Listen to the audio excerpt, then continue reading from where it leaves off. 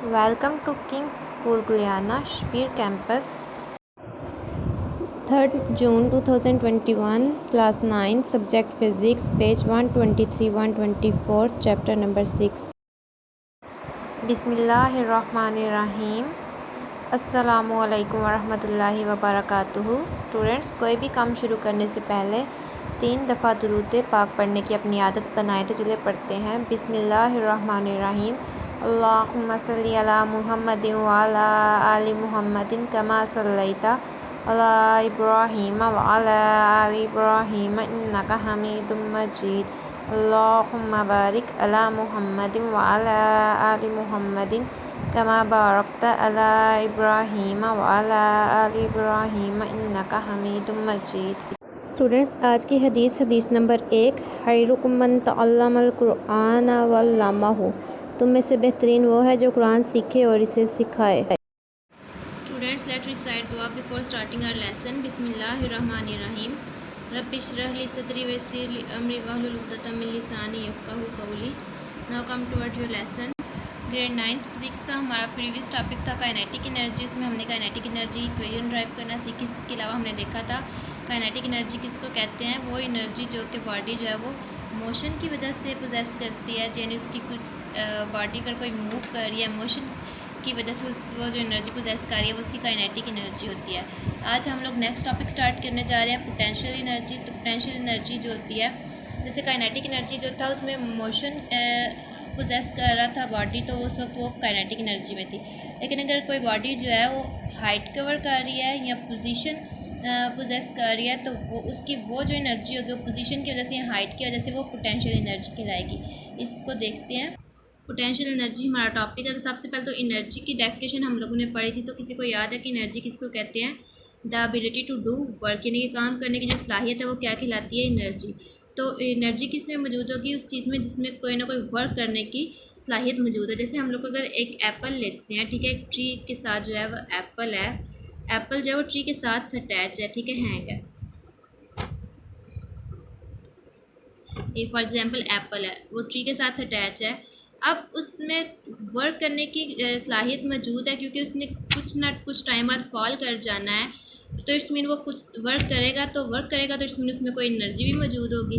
अब यहाँ पे देखिए, जब एप्पल जो है वो ट्री के साथ अटैच है, तो उस वक्त जो है वो ये अगर हमारे पास अर्थ की सरफेस है, सतह है, तो यहाँ पे उसने क्या है, कुछ हाइट कवर की हुई है. तो सबसे पहले पोटेंशियल एनर्जी में क्या चीज़ आती है? हाइट. वो कोई भी चीज़ जो कि वर्क करने की सलाहियत रखती है और उसने हाइट जो है वो पोजेस कर रही है, तो इट्स मीन उसमें कौन सी एनर्जी मौजूद होगी? पोटेंशियल एनर्जी मौजूद होगी. अब हम लोग देखते हैं कि ये जो एप्पल है, इसने जब फॉल करना है तो उस वक्त इस पर कुछ फोर्स अप्लाई होगी.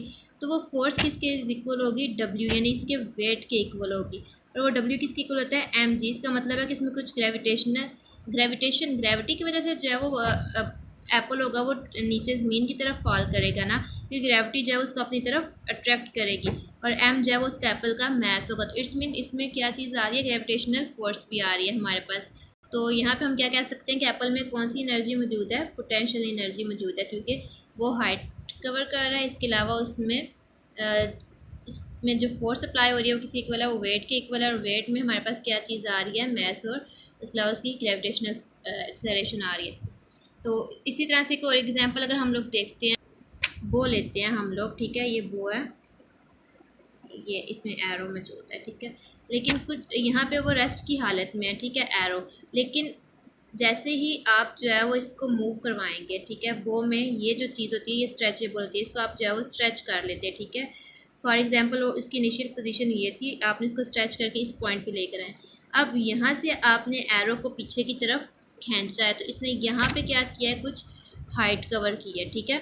यहाँ से था पहले, ये इसकी इनिशियल पोजीशन थी ना ओ, अब वो ओ पोजीशन से यहाँ पे ए पोजीशन पे आया है, तो इसमें उसने कुछ हाइट कवर किया. तो उसने जब कुछ हाइट कवर किया तो इसमें कौन सी एनर्जी मौजूद होगी? पोटेंशियल एनर्जी मौजूद होगी. और वही एनर्जी की वजह से आप जैसे ही उसको यहाँ से छोड़ेंगे तो क्या होगा? एरो जो है वो आगे की तरफ मूव कर जाएगा. तो हाइट की वजह से जो एनर्जी होती है वो क्या कहलाती है? पोटेंशियल एनर्जी कहलाती है. इस तरह से अगर हैमर की बात की जाए तो हैमर जो है वो उसको एक दफ़ा आप, ये हैमर है फॉर एग्जांपल आपके पास, यहाँ पे आपने नेल को जो है वो प्रेस करना है, तो आप क्या करेंगे? हैमर को पहले ऊपर की तरफ उठा कर लेकर जाएंगे, तो वहाँ पे क्या होगा, हाइट कवर होगी, और दोबारा जब उसको नीचे की तरफ लेकर आएंगे तो उस पर फोर्स अप्लाई होगी, उसकी वजह से ये नेल जो है वो उस पर प्रेस हो जाएगा। तो यहाँ पे भी क्या होगा, हाइट कवर हो रही है और फोर्स लग रही है, तो ये कौन सी एनर्जी होगी, इसमें पोटेंशियल एनर्जी होगी। ठीक है, तो पोटेंशियल एनर्जी को अब हम लोग बुक से एक दफ़ा रीड करते हैं। सबसे पहले हम इसकी डेफिनेशन देखेंगे ना। Energy possessed by a body due to its position is known as its potential energy. आप पोजीशन की जहाँ पे हाइट भी लिख सकते हैं और पोजीशन भी। ठीक है, कि वो एनर्जी जो कि बॉडी जो है पोजेस करती है, किसकी वजह से, पोजीशन की वजह से, यानी वो पोजीशन उसकी चेंज होती है, is known as its potential energy, यहाँ हाइट की वजह से। तो वो क्या कहलाती है, पोटेंशियल एनर्जी। यहाँ पे आपका क्वेश्चन हो सकता है डिफाइन पोटेंशियल एनर्जी। ठीक है, often a body has the ability to do work although it is at rest. ये चीज़ तो हमें पता है कि चाहे बॉडी जो है वो रेस्ट की हालत में भी हो तो उसमें वर्क करने की सलाहियत मौजूद होती है। For example, an apple on a tree is capable to do work as it falls, कि यानी कि अभी मैंने आपको बताया कि एप्पल जो था वो जब ट्री के साथ था तो उसमें एबिलिटी थी ना कि वो नीचे गिर सकता है, उसमें काम करने की सलाहियत मौजूद थी। Thus it possesses energy due to its position, तो वो अपनी पोजीशन की वजह से एनर्जी पोजेस कर रहा है। The kind of energy which a body possesses due to its position is called its potential energy. तो उसकी जो एनर्जी थी उसको हम पोटेंशियल एनर्जी कह सकते हैं। Stored water possesses potential energy due to its height. अगर हम स्टोर्ड वाटर की बात करें, वो अगर हाइट के ऊपर वाटर है हमारे पास तो वो स्टोर फॉर्म में है, तो उसकी हाइट की वजह से जो उसकी एनर्जी है तो हम बोलेंगे पोटेंशियल एनर्जी है। A hammer raised up to some height has the ability to do work because it possesses potential energy. यहाँ पे हैमर की भी मैंने आपको एग्जांपल दी कि जब हैमर को हम लोग उठाते हैं कुछ काम करने के लिए तो वो कुछ हाइट कवर करता है, तो उसमें भी वर्क करने की एबिलिटी होती है, तो वो क्या कहलाती है, उसमें कौन सी एनर्जी मौजूद है, पोटेंशियल एनर्जी। अ स्ट्रेच बो हमारे पास है, has potential energy due to its stretch position. जब हम उसको स्ट्रेच करते हैं तो उसमें कौन सी एनर्जी आ जाती है, पोटेंशियल एनर्जी, के वो कुछ हाइट कवर करती है।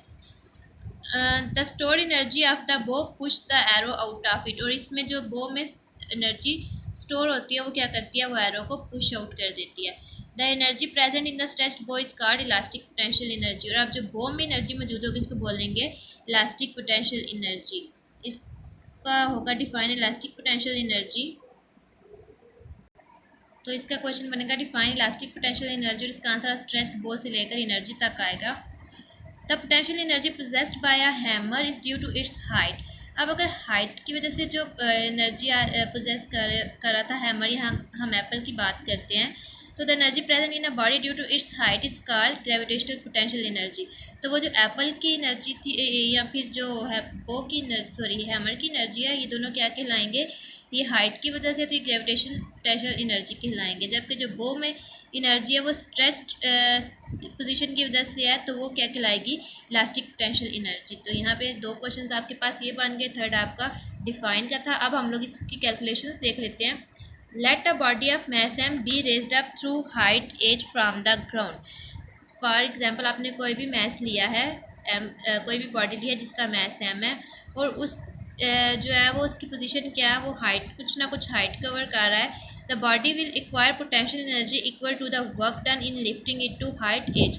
तब जब वो हाइट कवर कर रहा है तो उस पर वर्क डन भी हो रहा है, तो पोटेंशियल एनर्जी हमारे पास किस तरह से आ जाती है, एफ पोटेंशियल एनर्जी हमारे पास work done multiply by height आएगी। अब जो वर्क डन होता है वो हमारे पास होता है एफ मल्टीप्लाई बाय एस। जबकि जो पोटेंशियल एनर्जी है इसमें भी हमारे पास एस आ रहा था, डिस्प्लेसमेंट कवर हो रहा था, तो ये एस एस से कैंसिल आउट हो जाता है और पोटेंशियल एनर्जी हमारे पास आ जाएगी एफ। अब क्योंकि के साथ हाइट भी आ रही थी तो यहाँ पे हमारे पास हाइट भी आ जाएगी। अब F multiply by H potential energy आ रहा है, एफ किसके इक्वल था, अगर हम एप्पल वाली एग्जाम्पल की बात करें तो डब्ल्यू के इक्वल था, और W is equal to m g. तो हम एफ की जहाँ पे एम जी पुट कर दें तो पोटेंशियल एनर्जी हमारे पास किस तरह से आ जाएगी, m g h. Thus the potential energy possesses by the body at height h with respect to the ground is m g h and is equal to the work done in lifting it to height h. तो ये हमारे पास potential energy की equation आ जाएगी। इससे related example दी हुई है, उसमें आपके पास एक बॉडी का मास गिवन है 50 kg, हाइट गिवन है 3 मीटर, आपने पोटेंशियल एनर्जी फाइंड करनी है, और जी क्या है, ग्रेविटेशनल एक्सेलरेशन है, और इसकी वैल्यू हमेशा 10 मीटर पर सेकंड स्क्वायर होती है। तो आप क्या करेंगे, एम जी और एच तीनों की वैल्यूज़ पुट कर दें, मल्टीप्लाई करवा दें, तो आपके पास पोटेंशियल एनर्जी 1500 जूल आ जाएगी। इसी तरह से एग्जाम्पल 6.4 है, ये भी आप लोग देख लीजिएगा। ये काइनेटिक एनर्जी से रिलेटेड है। तो ये आपका आज का टॉपिक था पोटेंशियल एनर्जी। आपने पोटेंशियल एनर्जी को डिफाइन करना है कि वो पार्टी जो है वो एनर्जी पोजेस कर रही है पोजीशन की वजह से, तो उसकी पोटेंशियल एनर्जी है।